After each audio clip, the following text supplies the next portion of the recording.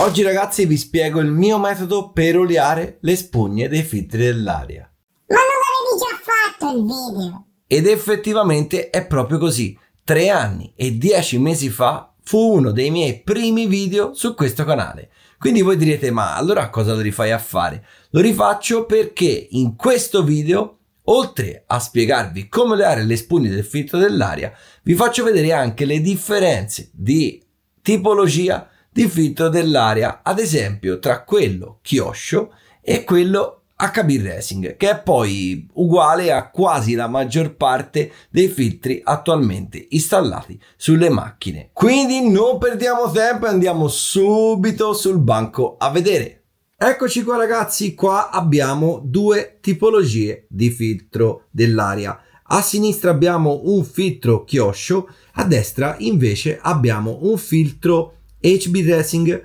C'è da dire che questo è un filtro praticamente unico nel suo genere. Solo Kyosho fa un filtro con queste caratteristiche tecniche, mentre questa tipologia di filtri è utilizzata da tantissimi altri brand. Quindi vedrete filtri molto simili su tantissimi marchi. Chiaramente ragazzi le differenze si notano subito. Come vedete ragazzi, qua abbiamo una forma particolare, mentre qua abbiamo una forma cilindrica. Le spugne sono pressoché identiche a livello di lunghezza, qualche millimetro più lunga questa, ma a livello di spessore quelle interne si equivalgono, ma le esterne ragazzi vedete quanto quella Kyosho sia più spessa. Anche la quantità di spugna è maggiore su Kyosho rispetto che su HB Racing e chiaramente questo implica maggiore superficie filtrante, ma anche maggiore superficie dove l'aria può essere aspirata. Il materiale è diverso perché questo è un materiale particolare a base di lattice, mentre questa qua è normalissima gomma piuma. Attenzione però al corpo del filtro. Come vedete, oltre alla forma della parte dove appunto vengano installate le spugne, in questo modo, il condotto fa realmente la differenza, perché qua ragazzi abbiamo un condotto che parte molto largo e ha una sorta di conicità per andare al raccordo sul carburatore, mentre in questo caso ragazzi il condotto è identico sia dal lato del corpo del filtro che dal lato del carburatore. Oltretutto ragazzi qua abbiamo questa forma molto particolare, quindi a livello di lunghezza, se potessimo estendere questo e questo, chiaramente avremo una lunghezza nettamente superiore qua. Cosa succede a livello pratico usando un filtro piuttosto che un altro? Queste curve e questa mancata conicità rispetto al filtro Kyosho e il fatto che questo condotto sia più lungo fa sì che il motore abbia una risposta molto più dolce.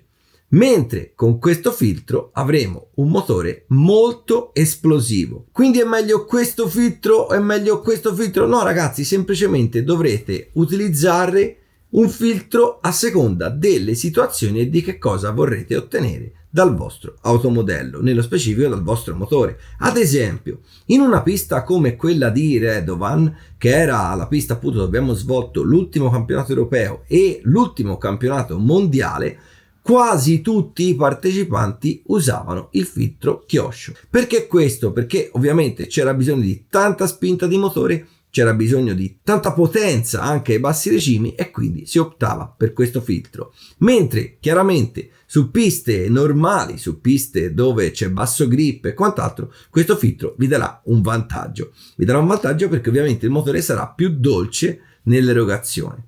Chiaramente oltre a questo c'è anche da dire che questo filtro fa consumare molto di meno il motore rispetto a questo, quindi riduce anche i consumi perché chiaramente la doppia curva fa sì che questo avvenga. Quindi tenete sempre d'occhio la forma del vostro filtro dell'aria, la forma del condotto, studiate bene, fate varie prove. I filtri dell'aria sono una componente che non ha un costo molto elevato e chiaramente tenete sempre in considerazione questo parametro per poter modificare il setup e quindi per poter adattare la coppia e l'erogazione del vostro motore alla pista dove vi trovate.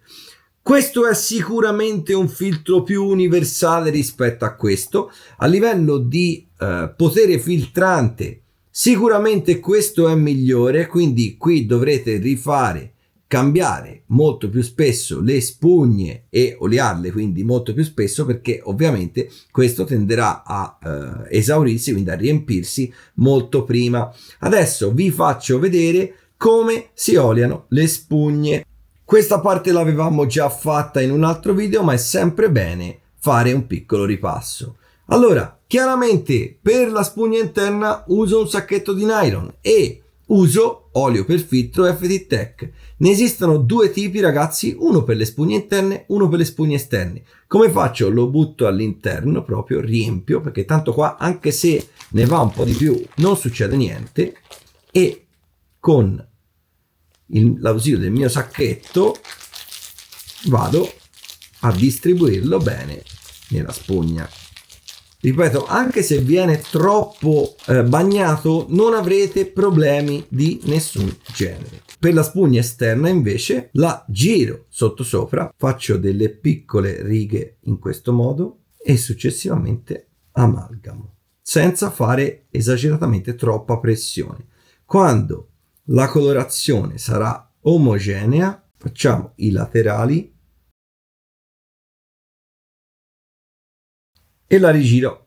Se fosse il filtro chioscio potrei direttamente montare tutto e mettere il tappo, ma per quanto riguarda questo tipo di filtri io vi consiglio, ragazzi, di mettere una piccola quantità di grasso per sigillare e vi consiglio di farlo anche nella spugna interna. Grasso praticamente va bene qualunque tipo, fate in questo modo, e chiaramente un piccolo velo anche nella spugna esterna. Qui basta veramente poco. Questo farà da sigillante. A questo punto ripulite gli eccessi. Io uso il guanto, tanto poi lo dovrò buttare via. E così facendo avrete fatto un filtro a prova di bomba.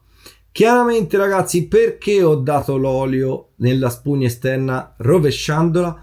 Perché in questa maniera, vedete, non avete la parte esterna totalmente rossa e totalmente bagnata di olio, quindi avere la spugna asciutta vi aiuterà durante i salti a dissipare, a espellere una parte della polvere che c'è sopra, mentre se oliate tutta la spugna impregnandola come abbiamo fatto per quella interna, chiaramente vi si formerà una crosta in superficie che chiaramente vi farà perdere d'efficacia il filtro e soprattutto rischierete di incamerare terra all'interno del condotto di aspirazione. Un'altra cosa, ragazzi, da fare attenzione è chiaramente il verso, perché come l'avevo messo io prima non è chiaramente il verso corretto. Questa parte va sul carburatore, mentre questa, che vedete, è fatta in modo diverso e vi permette di avere, diciamo, lo spazio della fascetta in corrispondenza della parte più stretta interna vicina alla plastica, è chiaramente la parte che va sul filtro. Quindi ovviamente il metodo corretto per montarlo è questo. Quindi, ragazzi, spero di aver aggiunto informazioni a quelle del video precedente, spero che il video vi resti utile. Fatemi sapere che tipologia di filtro usate, come fate le vostre spugne e soprattutto se avete mai provato filtri diversi e che tipo di rendimento avete avuto facendo questo tipo di prove. Noi ci vediamo il prossimo mercoledì con un nuovo video. Ciao!